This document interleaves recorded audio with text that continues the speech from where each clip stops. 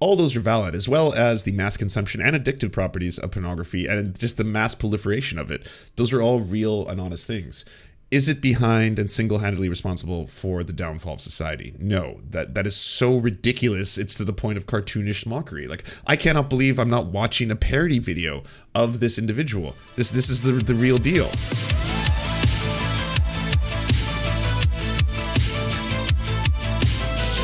No idea how to properly start this video, and to be honest with you, I've been pretty anxious about making it, which is why we've been absent for a while, why it's taking so long to put out, because there's so much to cover, and I want to make sure that I do it in a way that is optimally thorough and digestible, and also because very few people actually talk about this issue, so watch it in parts if you have to. Just make sure that you watch the whole thing, because I think that this will end up being one of the most important videos that we've ever done. So I'll just start off by saying there is no greater threat to the future of our country than pornography. Not socialism, not the left, not big government, pornography. And I'll prove that to you if you lend me your attention for however long this takes us to get through. Please bear with me, hear me out. But to summarize what I mean by that before we get into all of the data and explanations, if you imagine any conflict that you have in your life or that we face as a society, you have to think of it as a zero-sum game. I see people laughing in the chat, and honestly, are you upset about this? I'm not. If he wants to target pornography as the number one enemy, and if he wants to convince others to do that, that's fine by me. In fact, if the whole right-wing spin, like the spin cycle, was concerned primarily with pornography as being the worst thing to happen to society, if they did that instead of targeting, I don't know, trans people, that sounds awesome. Like, what if they all shut the fuck up about, trans women in sports, and all of a sudden they were just like, well, it's the pornography that's destroying everything, essentially. Be like, okay, yeah, no, keep going. Yeah, please. Focus on yourself just as much, and perhaps even more than you're focusing on your enemy. Like, it's not enough to say, well, they're stupid. They're incompetent. They don't know what they're doing. There's no way they could ever make that work or be successful, because if you're not bringing anything to the table to push back against that, to stand your ground, then it really doesn't matter how foolish you think your enemy is. Eventually, they'll conquer you, because any ground that they have gained is necessarily ground that you have ceded. It is a zero-sum game. True. The reason this ties into pornography is that pornography... Everyone's pointing out, like, but Lance, if they target pornography, what about all the sex workers, and many of whom happen to be trans? I was like, yeah, that is true.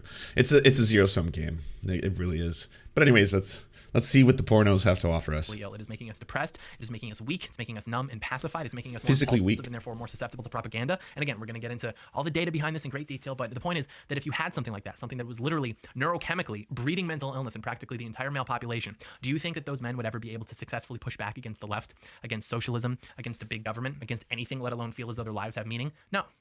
No, what has happened to our men in the last 15 years is unprecedented throughout the history of the world. We're the guinea pigs. And what we're finding out is that the results of this are catastrophic for our brains, for our lives, for our society as a whole. And you can laugh at this if you want to, but it doesn't make it any less true. And again, I've got a mountain of data to back this up if you'll just bear with me. But first, I just want you to ask yourself a question, which is just very simply, am I addicted to pornography? We're going to get into the nature of addiction later, but we know that 98% of men have accessed pornography in the last 6 months, and that 80% of men have accessed it within the last week. Ask yourself this question. When's the last time I went over a month without watching pornography, or even 2 weeks?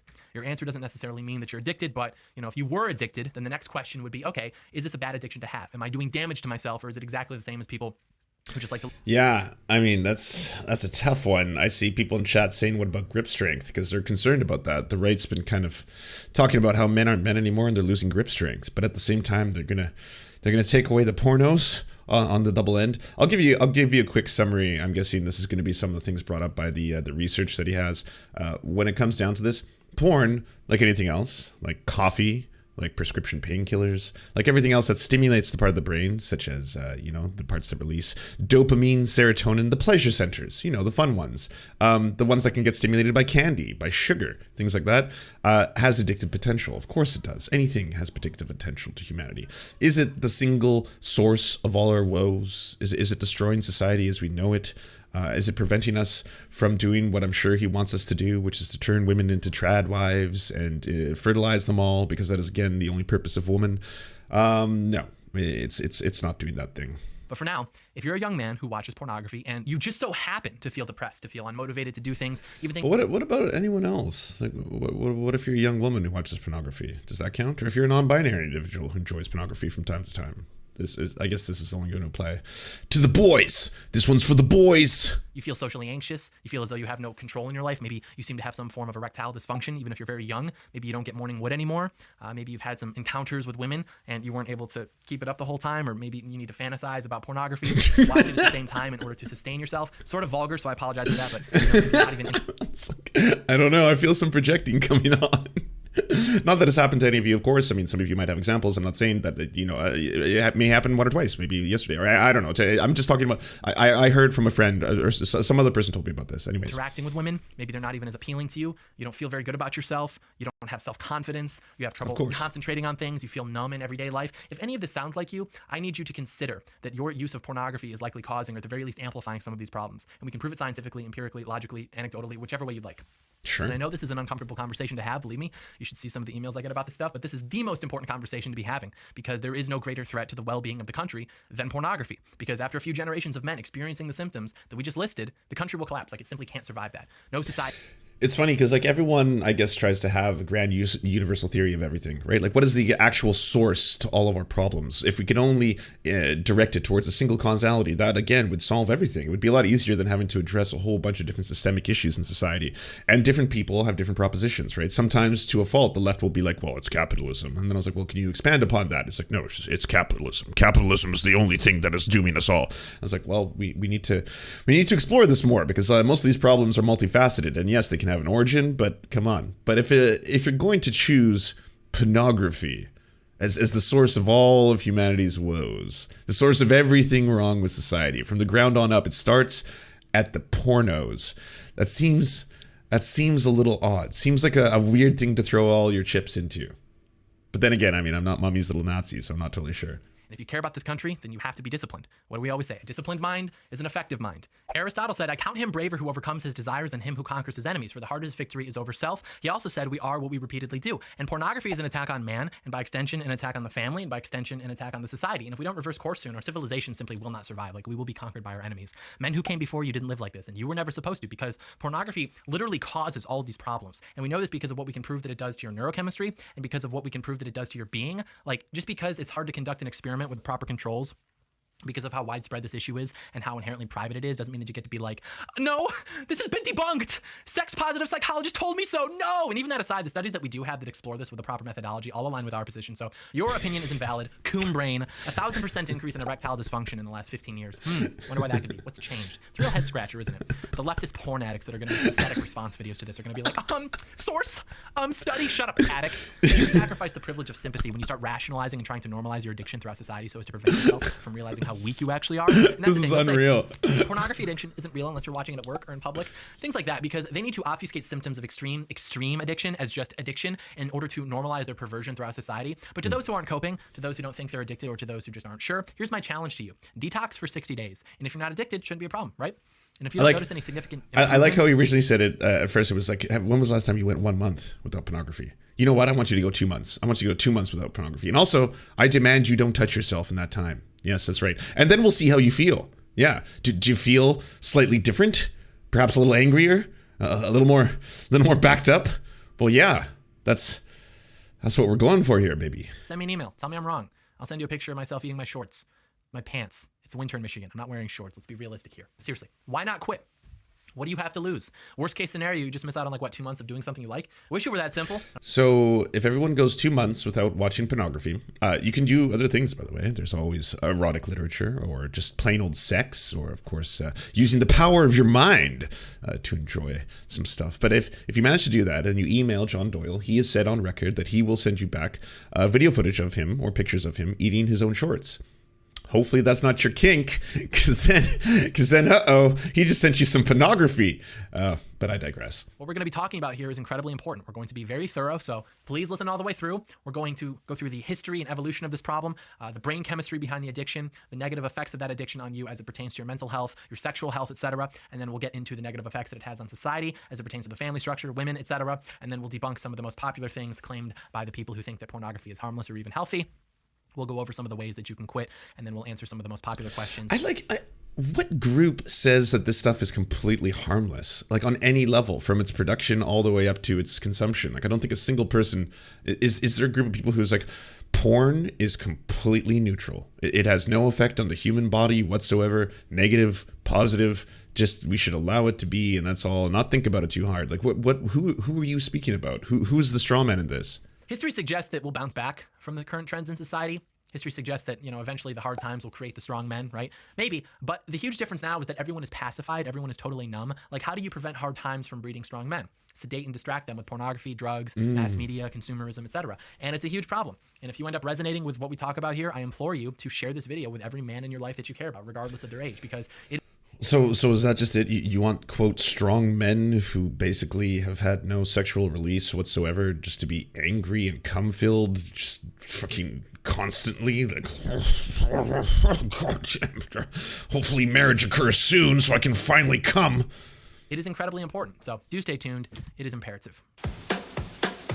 Oh, that was just the intro.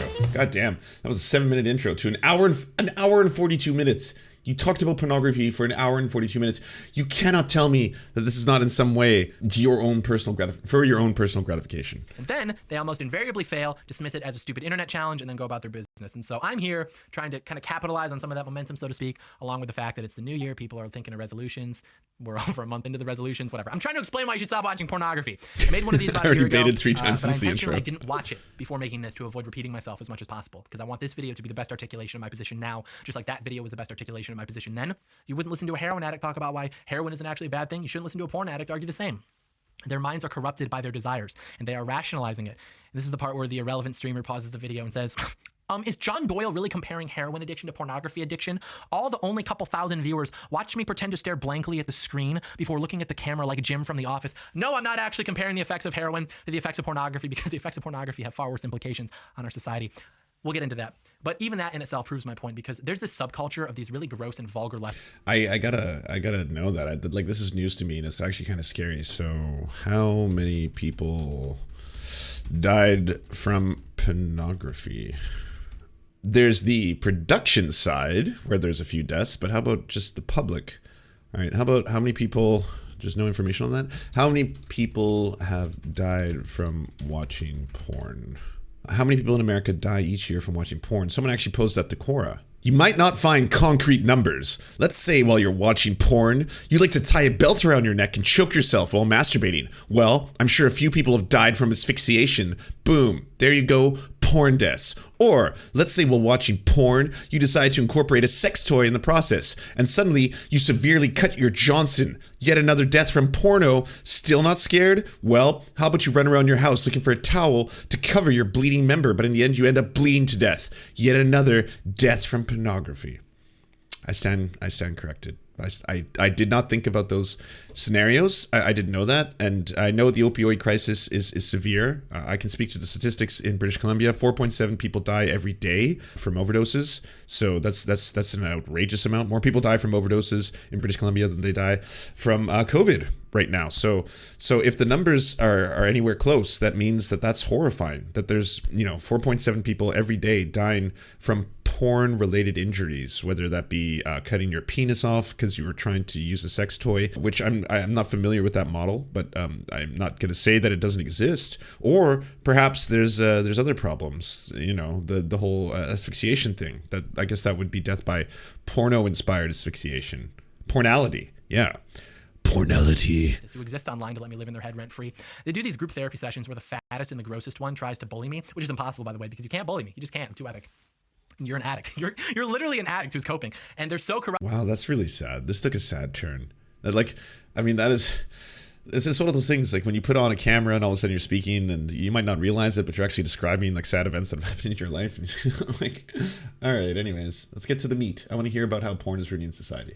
Age at which boys are exposed to pornography is decreasing each year, but it's widely regarded to be 11 years old, which means that if we assume a normal distribution, 50% of boys are exposed to pornography when or before they are 11 years old. To help you realize how utterly insane and dangerous that is, here is a stock photo of an 11-year-old boy. Another thing to note is that of online pornography consumption done by minors, fully 22% of that is done by children younger than 10. That's a quarter of it. In 2008, the percentage of adolescents... I love how he does this. He takes headlines, by the way, and he does this frequently. If you're not familiar with John Doyle, he'll take headlines and use them as like certifiable fact. Like, boom, you see that headline? Yeah, that means this is true. And then, if that wasn't enough, by the way, here's stock footage and stock photos of a young boy, so you can truly realize how horrifying it is that he's been exposed to pornography. Hopefully it wasn't that boy, but one boy, 50% of all of them, right? Who viewed pornography every day was 5.2%. By 2011, it was over 13%. 2017, 39% of males between 15 and 29 viewed it daily. So the trend suggests that each year more people are watching it more often and at a younger age. And there's nothing to suggest that the trends are going to reverse or halt themselves. That's not good. And the problem that we have isn't exactly pornography in general. Like there was a time in this country when the best case scenario, especially for young men, was like the Sears catalog, maybe a Playboy that you paid way too much for and then buried in your closet. But we have to understand that what we're dealing with now is tremendously different than that. And it is something that we've never had in the history of the world, let alone the history of our society. And for the last decade or so, we have been witnessing the effects of it. And a lot of people might think that I'm just like out of touch or something. Don't get me wrong. Like if I had a son and my wife was like, I caught our son and his friends looking at a crumpled Polaroid photograph of a boob behind the garage, I would just laugh. I really wouldn't care. Women just tend to feel negatively about this type of stuff as a general rule. They're not exactly wrong in that. We'll come back to that later. But the point is that you had magazines, maybe pictures, still images, and then you had a finite amount. Then maybe you had some X-rated movies, but you still have to go to adult bookstores to watch clips, those weird theaters that play them. Not exactly a comfortable experience. Then maybe, you've got VHS tapes, then you actually have to go get VHS tapes, you have to buy it. It's a weird experience.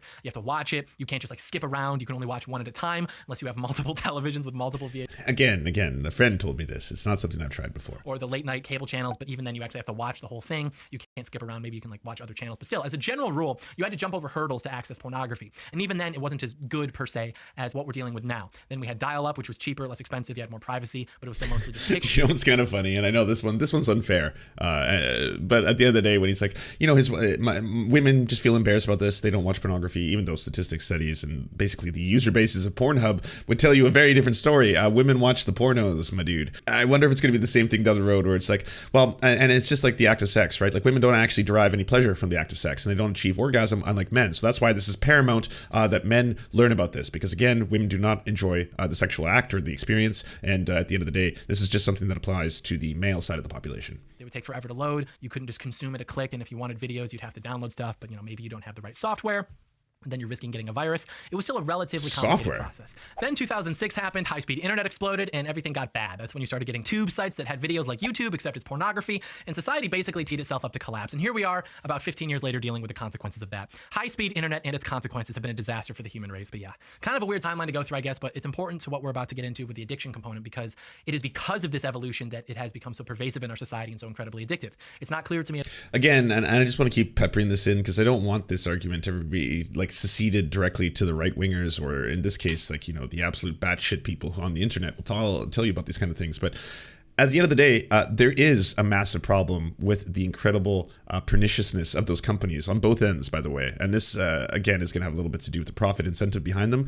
But those companies mass producing and utilizing pornography, there's been a host of things, from revenge porn being posted on them to a lot of the people who involved in them are not paid, the endangerment of actors within those spheres, all that kind of stuff, the exploitation of young women under the guise of, hey, just fly to LA for a little while and we'll set you up for a modeling gig, and then you show up and then they're trying to get you there to film pornos, things like that. And then once you're done, once you've kind of gone through the circuit of being like, whatever the 18 plus, demographics is for that, all of a sudden it's like, yeah, now the rest of your life is going to be affected by this forever. And it's probably not even something you want to get into. All those are valid, as well as the mass consumption and addictive properties of pornography and just the mass proliferation of it. Those are all real and honest things. Is it behind and single-handedly responsible for the downfall of society? No, that is so ridiculous. It's to the point of cartoonish mockery. Like, I cannot believe I'm not watching a parody video of this individual. This is the real deal, At all that something like this could have ever happened with the Sears catalogs or the Playboys that we mentioned earlier, let alone to this degree of addiction, let alone to this degree of pervasiveness, and let alone to this degree of exposure to our children, who really end up suffering the most in terms of how it damages their brain, but also in terms of how it damages their family and the society that they'll have to grow up in and live in for the rest of their lives. Like, it's one thing if you're a 50-year-old guy who discovers online pornography in 2009, but to be exposed to this as a child while your brain is developing, your entire generation is in the same boat, all the men in your life are watching it, even if they're not as negatively affected as you are. Like, no one wants to have this conversation. It's a big problem, and this isn't... But, like, who is on the other side of this argument? Who is like, give porn to kids? Pedophiles? Okay. Like, are you appealing to the... Like, I really want to reach out to the pedophiles and tell them to stop, because it's got to end. It's got to end. We as a society have decided this isn't a good idea. Like, who the fuck thinks that? Who is like, well, yeah, I'm okay with young kids, little boys having access to pornography. Opioids available to your reward circuitry, so you can start to see why we need to be careful. Because a lot of people describe dopamine as the pleasure chemical. That's not actually accurate, because it's much more about seeking and searching for that pleasure, not the pleasure in itself. As you get closer, your dopamine rises with anticipation, and it motivates you to keep going towards whatever you want. Oh, that was fake news. Stormy Daniels was fake news. Come on. To receptors in your brain to stimulate electrical impulses. What you end up feeling as the actual pleasure is the release of the opioids, which also bind to the receptors in the reward circuitry of your brain. So dopamine compels you to find water, and then opioids are the relief feeling that you get upon quenching your thirst. Dopamine is what makes you want to get the female pregnant. Opioids are the feeling that you get upon doing so. You get the point. Dopamine makes you want stuff. Opioids make you like stuff. But the problem with that is that they aren't so easily separated in our brains. So dopamine causes us to desire and seek things, but dopamine is also a stronger system than our opioid system, which means that we're always seeking more than we are satisfied. And the reason for that is that seeking and desiring is more likely to keep us alive than just sitting around satiated, satisfied in a daze doing nothing. But the problem is that this imbalance, when overstimulated, leads ultimately to addiction, because the desires and the cravings increase while the pleasure you get decreases. So you want something more and more, but you don't like it as much as you used to, so you compensate by craving more of it, and the cycle continues. Another thing that we mentioned earlier that plays a big role here is novelty. That's the Coolidge effect. Dopamine surges for novelty. Without novelty, it diminishes over time. They've done studies where they'll show a group of men part of an X-rated movie and measure their dopamine, and it gets lower every time they play it back, and then they play part of a different one, and it shoots right back up. And it's also true that men will ejaculate faster in greater volume and with faster sperm when viewing a new naked girl pretty as opposed to the same one. So basically, your brain can't tell the difference between watching pornography and having sex. And so in the span of a shameful afternoon with a few extra tabs open, you can have more sexual partners according to your brain than your ancestors would have had in their entire lives. And if you think your brain has the hardware to handle this, you are mistaken. This gets back into the supernormal stimuli that we touched on earlier, because it's not just the endless novelty that makes it so bad, but also the adjacent emotions and stimuli as well, since dopamine also fires up for things like surprise or shock factor, violations of your expectations. You never thought you'd see something like this, anxiety, maybe this goes against your values, your sexuality, also generally search. I was like, any of y'all, do we have speedrunners in the chat? Any of you guys are girls or guys, gals, and impals? And any y'all speedrunners? Speed coomers? Have you tried speed cooming? Stimulation instantaneous. And seeking things out. All of those things, of course, are rampant in pornography, and many of them not only elevate dopamine, like anxiety, shock, surprise, shame, etc., but they also boost your stress hormones and neurotransmitters, and that ends up increasing your excitement and amplifying the effects of the dopamine. And over time, I kid you not, your brain can start to confuse feelings of anxiety or riskiness with feelings of sexual arousal. And this explains why pornography addicts often escalate into watching more extreme and more shocking content, because they need that extra neurochemical boost. Yes. It also explains why if you've ever felt suddenly stressed out by something and your first instinct is to watch pornography, you're like, what the hell? It's because you built that association in your brain. The common phrase is neurons that fire together wire together. And if you amplify the effects of the dopamine with these neurochemicals, then what's going to happen is that. And then when something totally random happens to you that stresses you out, has nothing to do with that, you'll feel compelled to watch pornography because you've rewired your brain, literally. Your brain will have confused anxiety or riskiness for sexual arousal. Speaking of stress, there's this myth that pornography is good because it relieves stress. First of all, you have to laugh at the utter state of the coom brain. Like, yeah, dude, that's why you're watching porn 10 times a week. You're just stressed out. It's like, no, go for a run, take a bath, do something else. Like, at least be honest with yourself that watching pornography to relieve stress is just you trying to justify your addiction. And that aside, it doesn't actually relieve stress because, as we'll get into, it literally rewires your brain to make you more miserable. So even if you can achieve that temporary relief, it will soon go away. And your baseline levels of stress and general despair are going to be much higher if you're using pornography. And I have to stress this point again, which is that given the incredibly addictive nature of pornography and how widespread that addiction is in our society, it's not only possible, but probable that anyone arguing its benefits is only trying to justify their addiction. It really is that simple. Wait, did he hire In a Nutshell to make that? Or is that just from In a Nutshell and he's just ripped it off? I'm gonna say ripped it off. Never listen to a cigarette addict tell me that cigarettes are good, or at the very least not bad, the same way that I would never listen to a pornography addict tell me that their addiction is the same. Like, their judgment is clouded by the addiction. Their prefrontal cortex has been damaged and compromised. We just went over the details of that. But back to the supernormal kind of nonstop stimulation. So what does it do? What does the brain, particularly the young male brain, do when it has unlimited access to a super stimulating reward that it never evolved to handle? It tends to adapt, but not in a good way. Remember what we just talked about with the substance or chemical addictions? How it restructures the brain works the same way with behavioral addictions. We just covered how sexual arousal and addictive drugs like meth and cocaine stimulate the same group of reward system nerve cells while triggering the same mechanisms in your brain that make you crazy. So does fucking sugar, my dude. Are you gonna make an episode on sugar? Because like, yeah, there's addiction potential in a lot of these things, and some of them are very strong. But holy fuck, this is so weird. Not to mention the amount of time you clearly spent on this. Like, I'm assuming it was a very frustrating time. It's like, oh god, apparently if you see new stimulation, you have instant coom. And so given that, it's not surprising that sexual conditioning through pornography and drug use involve the same general brain changes, which are changes involving sensitization. And this is where it starts to get really interesting. Basically, the neurochemical events that create sensitization are caused by spikes of dopamine, but the actual thing in your brain that produces it is our friend from earlier, that protein delta phosphate. And essentially what happens is that dopamine surges trigger the production of delta phosphate, and it then slowly accumulates in the reward circuitry of your brain in proportion to the amount of dopamine that you release when you chronically indulge in your natural reward of choice, sex, junk food, those drugs that we mentioned earlier, whatever. And the protein delta phosphate is referred to as a transcription factor because it activates a very specific set of genes to physically and chemically alter the reward circuitry of your brain in order to chase that dopamine chemical, not simply just the pleasure chemical. And then once you indulge those cravings, less dopamine and less opioid aforementioned groups. So both ends of the bell curve kind of come together like a horseshoe. And what I think this really comes down to is that people with average intelligence, people who are mediocre, they're still smart enough to realize that they're smarter than some people. And so they cope with their feelings of mediocrity by asserting themselves over those people in ways that are just often incorrect. I'll give you an example. Defund the police. Go ask any stupid person. And I don't mean someone who you disagree with politically. I mean like a legitimately unintelligent person. Ask them what they think about defund. I was like, whoa, what is going on? YouTube is glitching on me. It's too much for the YouTube. Intelligence people who ask them what they think about defunding the police, and they will tell you. Now wait just a minute. That's about the dumbest idea I've ever heard. Who's going to catch the criminals, etc. I can only make fun of white people, or else I get banned. And you know, if you ask someone with average intelligence, someone who's unexceptional, someone who's probably college educated, go ask them. That's when you're going to get the answer. The IQ of 104. Hey, what do you think about the police? Those are the people who will tell you, well, crime is caused by circumstance. We need social workers to handle these cases, etc. Whereas if you told an unintelligent person that social workers could prevent these things, they would just laugh at you. Because while they may be unintelligent, they've actually retained more common sense than those with average intelligence. Because what is happening? What is this? Need it to survive and get by in the world. Whereas people with average intelligence, I want to. Symptoms like erectile dysfunction, social anxiety problems, concentrating, depression, while they're all different, they do share something in common in the literature, which is the brain changes due to sensitization and desensitization, and evidence of this has been found in even moderate pornography users. The fact of the matter is that dopamine signaling is very important, and declines in that signaling have been linked to diminished sexual behavior, including sluggish erections and climaxes, decreased risk-taking, increased anxiety, combined with angry overreactions, which go together or even separately, less willingness to socialize, inability to focus, which can account for your concentration, memory problems, lack of motivation. It's what caused my ADHD. Oh no. I didn't even watch porno when I was born. That's too bad. There was even a guy who let researchers deplete his dopamine using a pharmaceutical just to see what would happen. And guess what happened? The guy lost his motivation. His senses were dulled. His mood was lower. He was fatigued. He couldn't concentrate. He was anxious. He was restless, depressed, all the stuff we talked about. And researchers have measured these declines in all sorts of addicts, including internet addicts. But there's good news, boys. The good news is that when your brain properly regulates its dopamine and its related neurochemicals, you're going to have a much easier time being sexually attracted naturally, socializing, being extroverted, generally feeling like it might actually get better. This has been shown in research. After just like 4 weeks of abstinence from pornography, people are more willing to take risks. They're more extroverted, more conscientious, more altruistic, more able to delay gratification, less neurotic.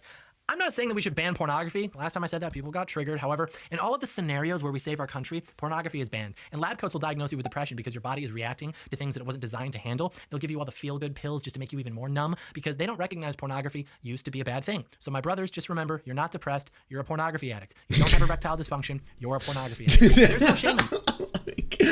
I feel bad for the audience though. Like how many people are like, fuck man, I just lost my job. Oh, that's nothing to do with the economy or anything like that. No. Or your employer just, downsizing or exporting jobs overseas. That's because you're a porno addict. It's like, really? I kind of got depression and anxiety from losing my job though. No, that's because you watch porno. Yeah, because you've gone to Pornhub.com a couple times. That's pretty much it. But guess what? You follow my steps and you'll get your erections back. That cool. Can I get my job back? No, but you'll be erect. You'll be fully erect. I'll see to it. If you follow my handy program, you will achieve the male erection, the untold male erection. Let me do 2 quick things because I don't really want to watch any more John Doyle.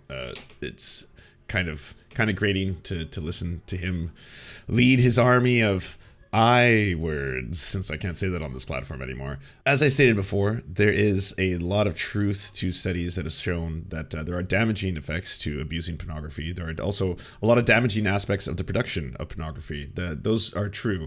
But there has been, and make no mistake, a time and honored tradition, let's say, amongst the conservative and the traditionalists to vilify sexuality, to vilify people being interested in sex, especially if you happen to be a woman who's interested in sex. Then all of a sudden it's like, oh, whoa, no, I didn't even know there was such a thing as the female orgasm. And what exactly is this clitoris? And what are all these things and the strangeness? The bow I did want to put on this entire thing was that, yeah, like I've said, there is definitely, and I don't think there's anyone on the left who denies this, there is a danger to both the mass proliferation of pornography through these tube sites, especially in their exploitation of both the people who produced the pornography in the first place, sex workers, who are completely valid and should be treated as such. There's a vilification of them that comes from this as well, as if these people are somehow contributing to the downfall of society through their actions.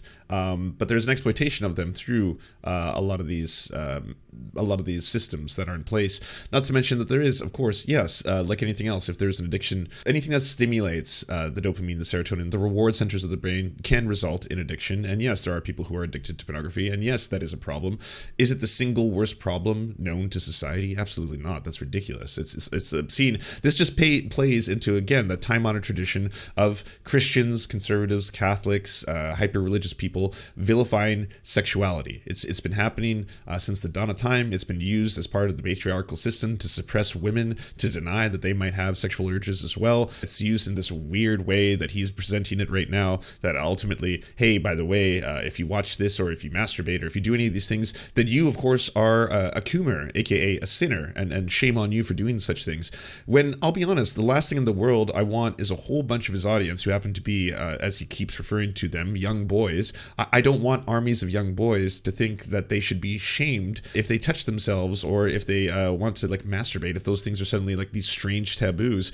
Not to mention, do you want, like, he's like, I'm preparing you for the future. I want you to turn you into the young men of tomorrow. Do you want an army of young men to have had no sexual release and just be out in the wild trying to meet people as normal as that'll seem? Some of the best advice we were getting yesterday when watching all those terrible tweets people were making, especially in relation to men, is just to, have a little post clarity. If you had a little post clarity, you might not be so aggressive in the first place. It's healthy to masturbate. I'm sorry to tell that to everybody, but if you want to talk about the science behind all that, numerous times, as this is studied over and over again, it is happy to, it is happy. Well, you'll probably be happy, but it is healthy to masturbate. It's a healthy thing. So it's not exactly something that you should be repressing. If you are, that is just contrary to the way your system was built. Give yourself a little release if you need it. Like, goddamn, don't turn into a bunch of John Doyles. It'll make you angry. Like, who is part of those kind of organizations? ISIS definitely is part of the no FAP. Like, yeah, never masturbate. That is sinful. You must preserve the seed for all times. The Proud Boys, another example. There you go. They have a lot in common. All these weird Puritans. Like, goddamn. If you want us to advertise your channel or work, please go to weareserfs.com and email us a 20 to 30 second ad, and we'll take it on to the end of one of our videos to help promote your leftist channel or progressive something. Whatever you do.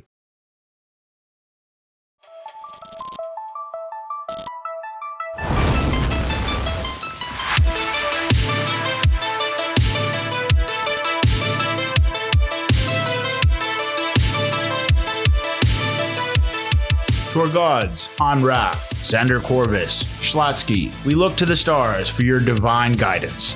To our monarch, Tom Spiker, we are merely puppets for your amusement.